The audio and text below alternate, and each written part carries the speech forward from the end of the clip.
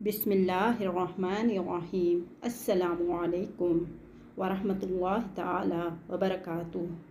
बाबरकत औरत की निशानियाँ। नंबर 1, हर अच्छे काम के वक्त बिस्मिल्लाहिर्रहमानिर्रहीम पढ़े या सिर्फ बिस्मिल्लाह पढ़े। नंबर 2, खाने पीने की चीज़ों को हमेशा ढाँप कर रखे। नंबर 3, अल्लाह ताला का शुक्र अदा करे।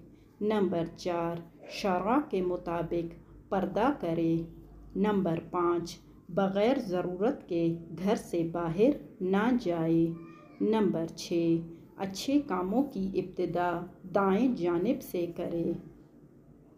नंबर 6, बावज़ू होने की आदत रखे।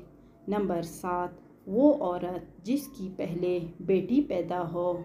नंबर 8, अपने औलाद से नरम रवैया रखने वाली। नंबर 9, नमाज को उसके वक्त पर पढ़ने वाली। नंबर 10, अच्छे अखलाक रखने वाली औरत।